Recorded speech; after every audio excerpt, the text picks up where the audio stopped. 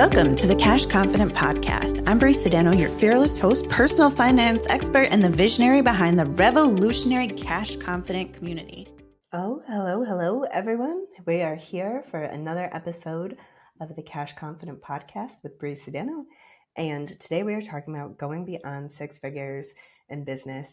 And if you don't have a business, going beyond six figures, I think the skills that I'm going to teach you in this podcast episode apply in the corporate world or in the W-2 world in addition. But I'm going to be talking to business owners because that's who I'm generally working with. All right. So I'm feeling very excited, like I always am at the beginning of all my episodes because I got my notes together and I'm all, jazzed up to talk to you today. All right. So if you don't know, I have a mastermind for business owners who are already doing six figures in their business and they're working toward, working beyond six figures. We're working toward scaling toward multiple six figures, in the direction of 7 and 8 figures. And so when people come see me, now I work specifically with women too. So when women come see me, most of the time they're coming from a place of like, these are successful women who are already doing pretty well in their business, but they're like, all right, well, I'm already maxed out. Like I don't have more time. I don't have,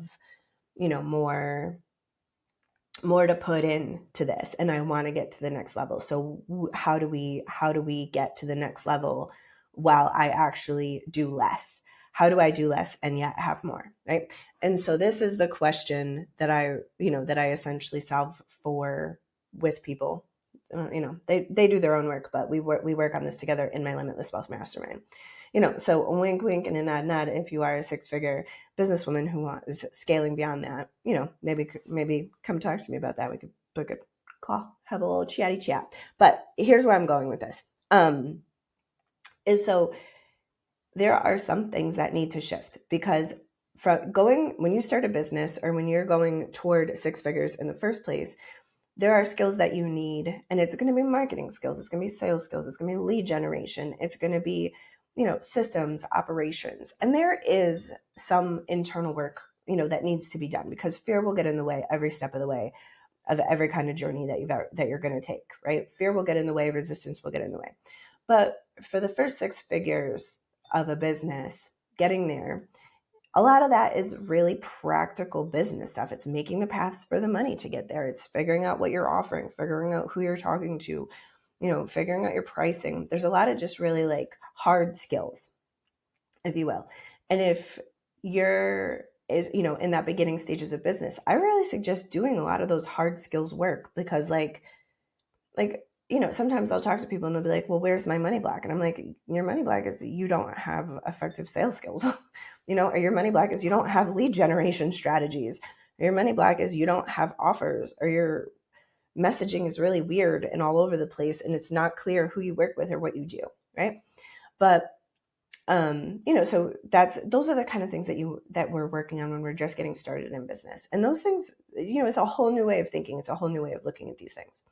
But once we get to the place where we're doing well in our business and we know who we're working with and we know what we're offering and we know our pricing and we know our deliverables and we have systems in place and we want to scale, there are some things that need to shift and change to get beyond that, to get beyond the six-figure mark. And I'm going to teach you 3 of them today because I think they're juicy. So the first thing that I want to teach you is really around identity. And so in the episodes that I did at the beginning of the year, there was one around SMART goals and be, do, have goals. Now, I love a be, do, have goal. And so if you're not familiar with the be, do, have goal, you start with like, well, what do I want to have? What is the outcome that I would like to achieve? Right? So what's the outcome? What do I want to have? Even if it's an experience or an amount of money or an amount of clients or whatever. And then kind of back into it. And it's like, all right, well, who would I need to be to get this? And what would I need to do? And so the other day I was having a conversation around this exact topic in my Limitless Wealth Mastermind group. And I'm going to be a little silly here, but we were talking about, all right, if the outcome is to have a cheesecake, right? To have a cheesecake, well, what do you need to do and who do you need to be to get that cheesecake? Now, I have a really diverse group of women who are a group of women who have diverse businesses. And so we were thinking about this from the place of like, all right, well, if I was going to be the Betty Crocker domestic goddess homemaker, what am I going to do? I'm probably going to make that cheesecake. I'm going to put on my apron. I'm going to pin up my hair. I'm going to go to the store. I'm going to get the cream cheese. I'm going to have a springform pan and I'm going to make that cheesecake. And I'm going to have a cheesecake, right? And I'm going to create the cheesecake from scratch because I'm a domestic goddess, right? Now, one of the ladies in my mastermind is a sex coach. And I was like, all right, well, if I was a dominatrix and I'm being a dominatrix, what am I going to do to get that cheesecake?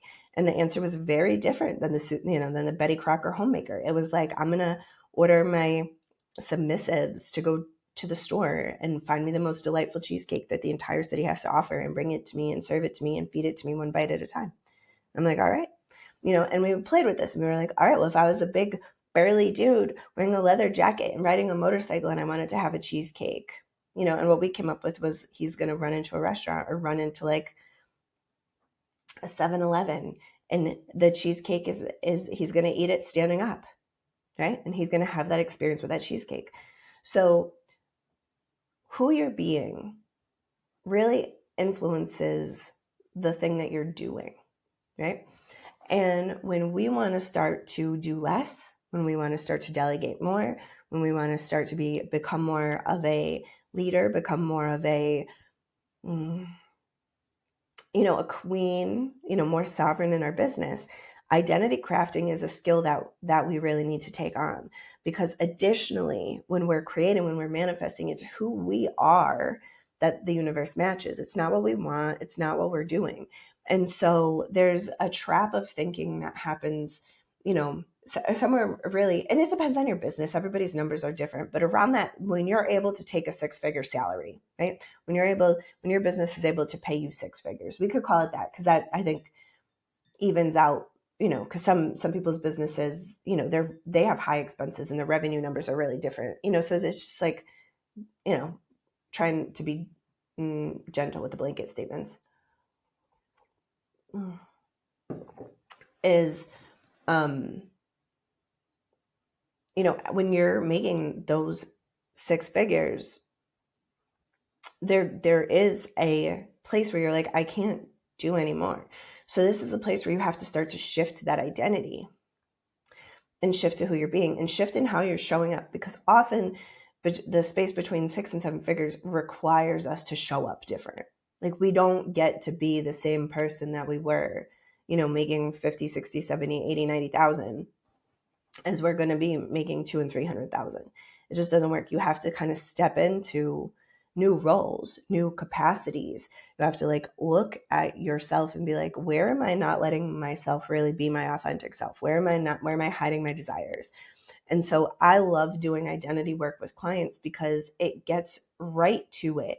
It's like, well, who are you being? Who are you going to be when you're doing this? Who do you want to be? And what aspects of yourself do you essentially need to let go of, or need to not be driving, I guess, the boat of your life or the car of your life.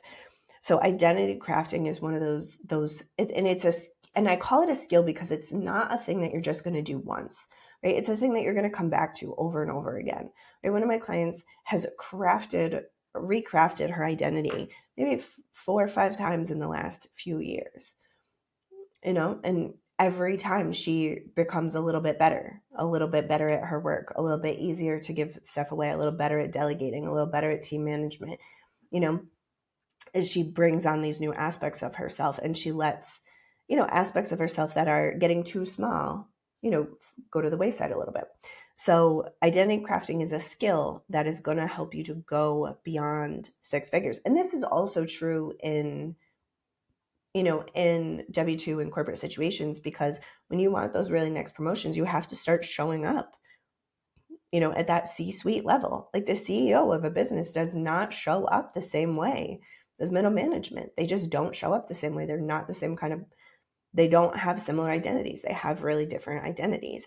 And so crafting your identity, becoming aware of who you're being while you're doing the thing, and who you need to be to have essentially, I want to say balls, but I talk to ladies, like the ovaries, right? Like the chutzpah, the guts to do the next things. Like we have to really look at those things. So crafting an identity is something that is an inner skill. It's an inner skill that really, really translates to big money, easier, easier business. So that is the skill that you're going to want to procure. All right. Another skill that you're going to want to craft for yourself in that space going beyond six figures is around emotional and energetic pattern recognition.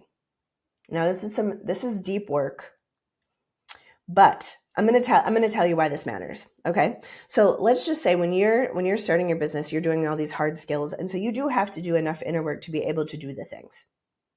But as you start scaling, as you start growing a business, and that business requires more and more of you, your junk, your childhood traumas, your old patterns, your weird beliefs, your just emotional baggage starts to show up in your business as you scale. And it's because now you're creating something that's so big that it's triggering anything old. Like as you start really creating something really big and you need access to more and more of yourself, sticky old places or old hurts start coming to the surface for you to clean them up. Right. And that's the way that's really what's happening. It's like life serving you to, get more and more on board with yourself. But scaling a business is a tough couple of years for a lot of people. And it's because as you do it, every little skeleton in your closet becomes alive and you have to deal with it. So pattern recognition, emotional pattern recognition, and your ability to look at something today and be like, oh, this is a thing that happens for me sometimes. And then be able to recognize that and then clean that up on an emotional level is a skill that is going to help you to scale so much more quickly, because it's our own junk that gets in the way. And I'll tell you my own story. So in 2020, I grew the business by about double. And in doing that, I also hired a marketing agency. I had to hire some additional coaches, and I didn't know everything that I know now then, right? Because I didn't realize how my identity was actually too small, and I didn't see my patterns until way after the fact. So now when I'm working with clients on these things, I'm looking for these things proactively. But I had one of the toughest years because all of my junk was just getting thrown in my face over and over again. Right? We were making a ton of money, but I still had so much scarcity as a pattern in my body that I felt worse that year than I probably ever felt.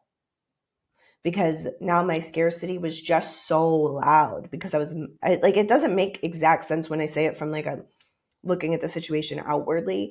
Outwardly, my situation looked so good. People were congratulating me on my success, left and right. It looked amazing. But I had this scarcity pattern I was so afraid all of the time. And it was like my business brought that up for me to be able to actually deal with that pattern kind of once and for all. As I still experience scarcity, but it's not a pattern of scarcity. It's just scarcity in a moment. Right. And I had some fears around being let down, right? And that were old, that were not from my business, that were from my childhood. But as I was creating this business, those fears were coming up really, really loudly. And so that was another thing that I had to address. And I had to really ask myself some questions about my leadership. I hadn't ever been really in a big leadership position before. And so I actually had to craft some leadership into my identity because it wasn't something that was existing before, which is kind of goes to the point before. But being able to work through old patterns is something that you have to do to get to these figures or beyond. You know what? And that's not necessarily true. You can totally get to 7 or 8 figures and be afraid and miserable. So don't get me wrong. If you wanted to not clean this stuff up, you could totally carry all of your junk forward with you. It just sucks a lot. So it's not like you have to do it. Don't get, you're allowed to create your life the way that you want to, just to be clear about that. It's not like if you don't clean up every, emotional closet or whatever, you're not going to be successful. You could be plenty successful. It's just that when those skeletons are active in your closet, they get so loud while you're scaling. So a lot of people have a really hard time scaling a business. It's like a really dark night of the soul. That's kind of that's and when I'm working with clients, this is some of the work that we're actually doing and it looks so good from the outside, so people don't get it. So you need somebody who I don't know, a lot of times too, at that level, you're going to have a coach or a mentor, but you're going to need some help seeing these patterns and help cleaning that stuff up so that way you can stop recreating it in your business, right? Because if you're somebody who's got patterns of starting fires, man, that's going to show up in your business. If you got patterns of scarcity, it's going to show up in your business. If you get patterns of disappointment, dissatisfaction, those things are going to show up in your business.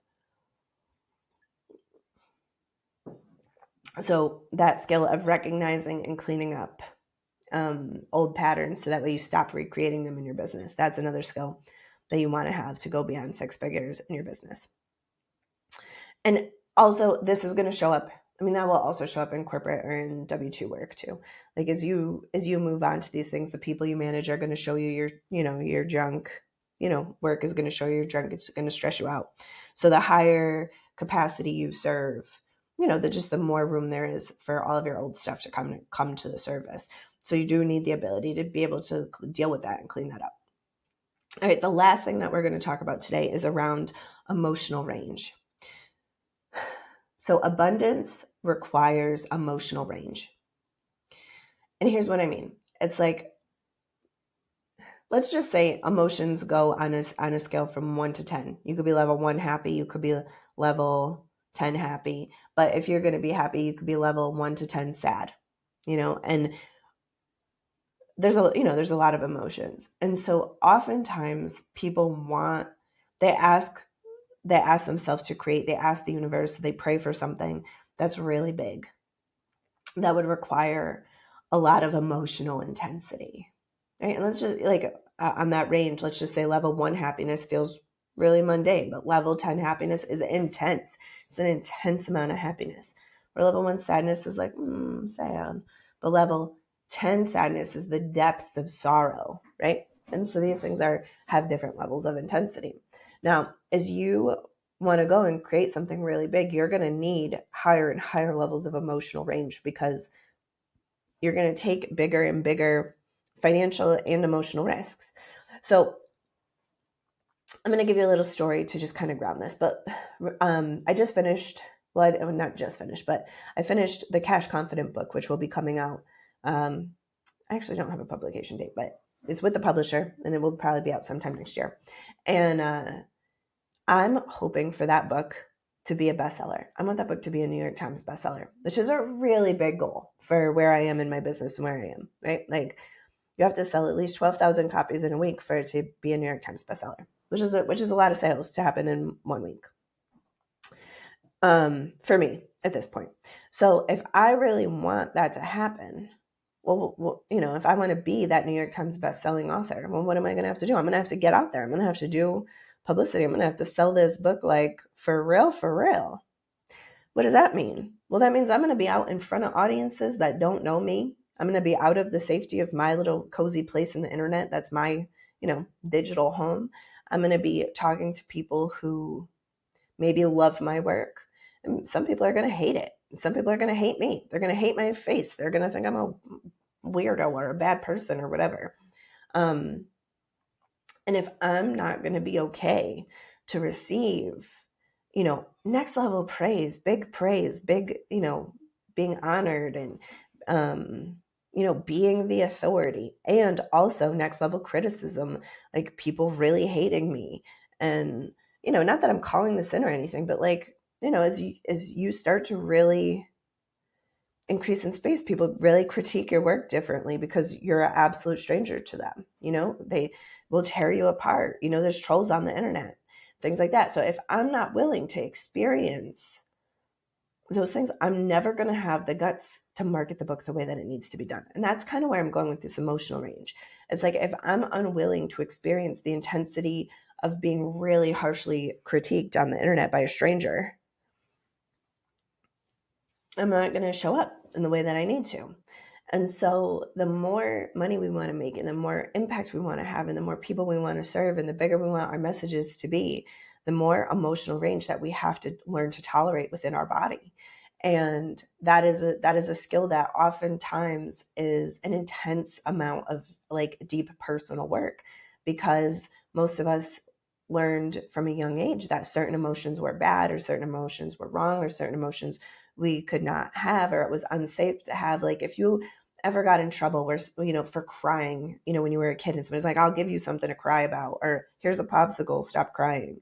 You may learn that your sadness isn't safe, and you very likely will have protection mechanisms to prevent you from feeling certain kind of ways. But when you want to create more and more, and you want to go beyond yourself, and you want growth and expansion, those old survival mechanisms, those old protection mechanisms get really heavy, and they stop being of service. And so emotional range, and a constant increasing of your ability to handle the intense sensations of life in your body is another thing that is, nobody's really talking about this, but this is an under the radar skill that you really need to build something really, really big. And they kind of all go together. So these three things go together, because it's like, all right, well, who am I going to be? Right? So you start to craft that identity of like, all right, well, if I was my, the next level version of myself, we'll call it, because it's not just about business. It's not just about making money, right? But it's like, what is this life that I'm creating, and who am I? I'm the main character of my story, but who is this main character? Am I the queen of this story, or am I the commander of this story, or am I the domestic goddess in this story? Like, who am I? And we don't need to be like one-sided, but we're multidimensional, we're multi-faceted creatures. But knowing who you are and crafting that identity, and really being in the fullness of your power around who you are and your authenticity, is super, super attractive to clients, money, business, all the things. And then it's like, as you increase that emotional range, and you increase that as you also do the work on your patterns, your emotional range also increases. So it's like, your patterns, your old junk is going to show up to be transformed, to be alchemized, to be, cleaned up. And as you do that, you increase your emotional range, and then you have more nervous system capacity to deal with more and more intensity. But money is a high sensation. Money has a lot of sensation for people. Spending big money is intensely sensational. Saving big money, having big money in the bank account, charging large amounts of money, all of these things are high sensation. Like, people say to me things like, oh, I can't spend that much money. Like, and I'm like, you have the money. And they're like, yeah, but I can't do it because I can't deal with, what they're really saying is, I can't deal with a certain amount of sensation in my body, or I can't have that much money in my bank account. I can't handle the sensation of it, and I get rid of all the money really fast. So emotional range is something that's really key, not just in your income, but in your full relationship with money. So identity crafting, pattern shifting, and increasing your emotional range are three skills that you need to have to go beyond 6 figures in income in your business, or in a W-2 position.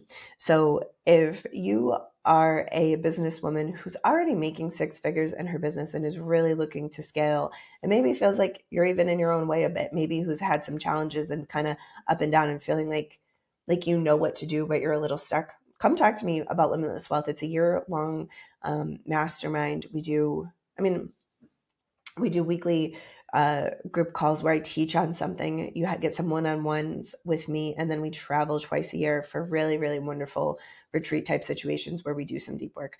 But the work in Limitless Wealth is really learning how to tap into like real life abundance, how to create abundantly, and how to become a more powerful person in your business and in your life in general. And it's fun and delightful to be in a community of badass women who are making a ton of money and celebrating each other for it. And it's just so good. Sisterhood and cash and luxury and millions of dollars, shit like that. So I'll put a link in the show notes, and we could talk about limitless wealth. We could book a little call, talk about limitless wealth if that is a fit for you. All right, dear ladies, I love you and I appreciate you, and I will talk to you later. Bye, everybody.